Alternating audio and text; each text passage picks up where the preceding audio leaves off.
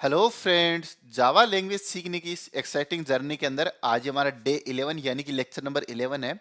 और फ्रेंड्स, अब हमारी बस जहाँ पे रुकेगी वहाँ पे हम देखेंगे कि किस तरीके से हम अपने जावा का फर्स्ट प्रोग्राम लिखेंगे, यानी कि जावा लैंग्वेज को काम में लेते हुए हम अपना फर्स्ट प्रोग्राम लिखेंगे, यानी फर्स्ट सॉफ्टवेयर लिखेंगे जो स्क्रीन के ऊपर कुछ ना कुछ टेक्स्ट प्रिंट करेगा।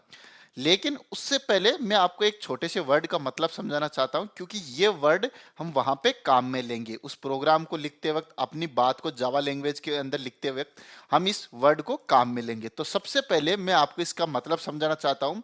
मैंने हालांकि अपने पिछले वाले वीडियो के अंदर कहा था कि लेक्चर नंबर 11 के अंदर हम अपना प्रैक्टिकल प्रोग्राम लिखेंगे, लेकिन वो प्रोग्राम लिखने से पहले आपको इस वर्ड का मतलब जानना जरूरी है। इस वर्ड के बारे में हम डीप के अंदर एक वीडियो बनाएंगे, वो तो बाद की बात है, लेकिन अभी मैं आपको एक ओवरव्यू देना चाहता हूं। ठीक है, तो चलिए फ्रेंड्स, फटाफट बिना देरी के शुरू करते हैं आज की क्लास।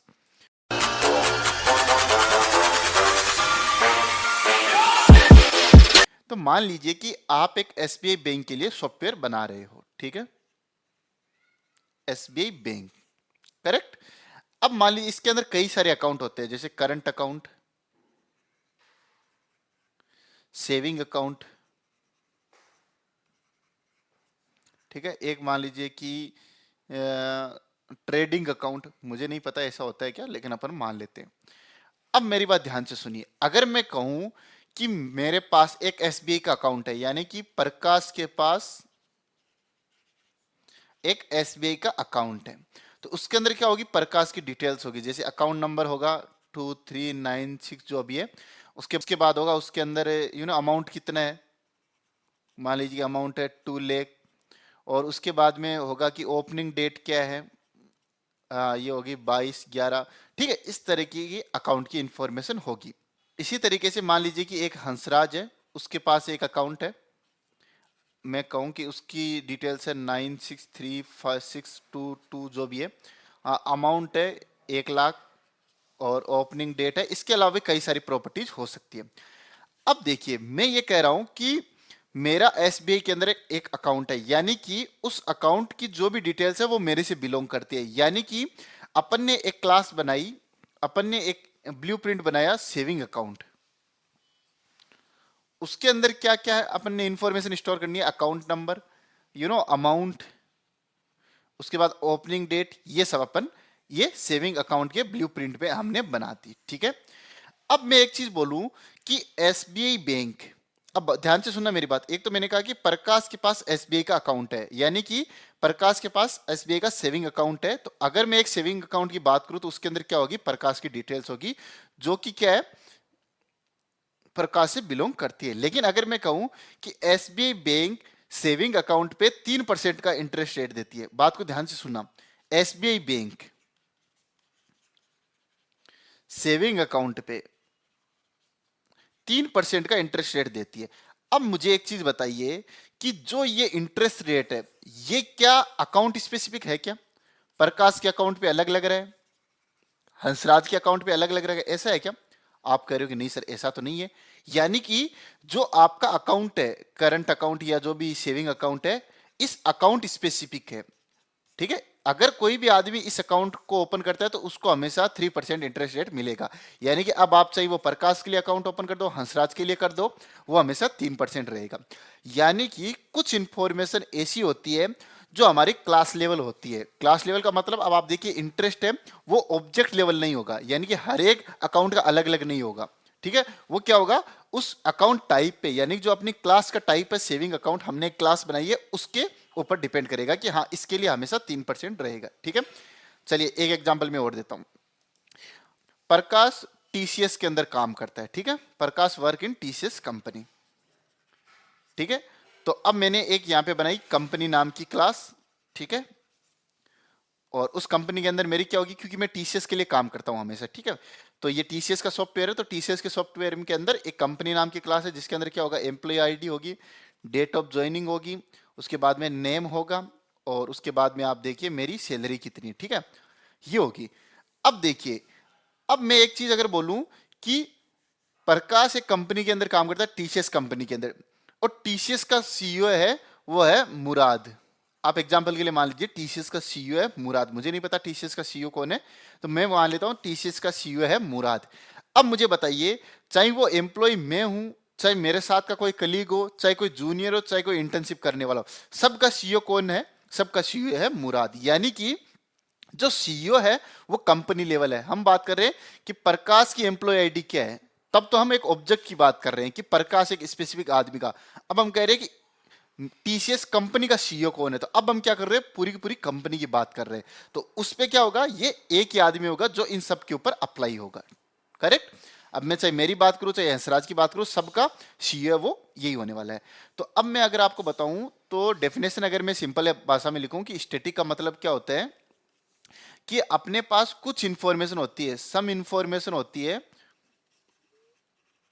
वो क्या होती है, क्लास लेवल होती है, क्लास लेवल होती है। ठीक है, हम उनको बिना ऑब्जेक्ट के भी एक्सेस कर सकते हैं, हमें हमें उसके लिए ऑब्जेक्ट बनाने की जरूरत नहीं है। जैसे आपने कहा, अगर मैं आपको कहूं कि टीसीएस कंपनी का सीईओ कौन है, तो अब आप क्या पहले ये पूछोगे अच्छा मुझे एक एम्प्लॉय का नाम बताओ, फिर मैं टीसीएस कंपनी के सीईओ बता पाऊंगा। क्यों?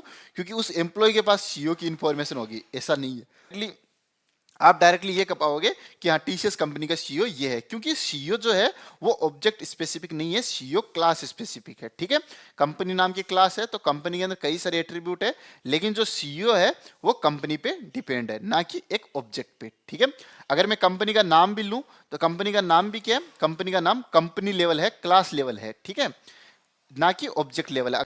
तो इसीलिए मान लीजिए कि Hyundai कार सॉफ्टवेयर बना रही है। ठीक है, तो अब वो यहाँ पे कई सारी कार डिजाइन करती है, वर्ना डिजाइन कर रही है, उसके बाद में एल्काजार डिजाइन कर रही है। तो अगर इन सब के अंदर जो कंपनी नेम है, ठीक है, जिसने गाड़ी को बनाया, उन सब का नाम क्या रहने वाला है, Hyundai रहने वाला है। ठीक है, तो जो Hyundai है वो वर्ना के लिए अलग नहीं होगा, एल्काजार के लिए अलग नहीं होगा।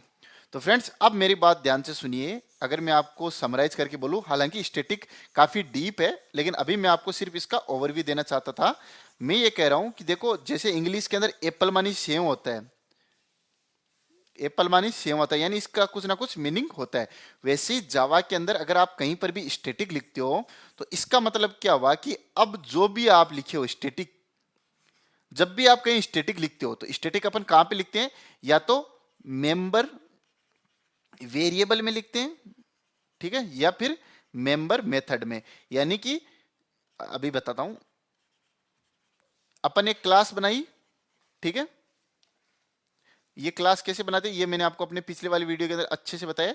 तो आपने क्लास बनाई, क्लास के अंदर क्या होती है, कुछ ना कुछ प्रॉपर्टीज होती है और कुछ ना कुछ मेथड्स होते हैं। ठीक है, तो अगर आप मान लीजिए कि यहाँ पे 5 प्रॉपर्टी है, आपने इसके आगे स्टैटिक लगा दिया, तो इसका मतलब क्या हुआ, अब जो ये वाली प्रॉपर्टी है ये क्लास स्पेसिफिक है।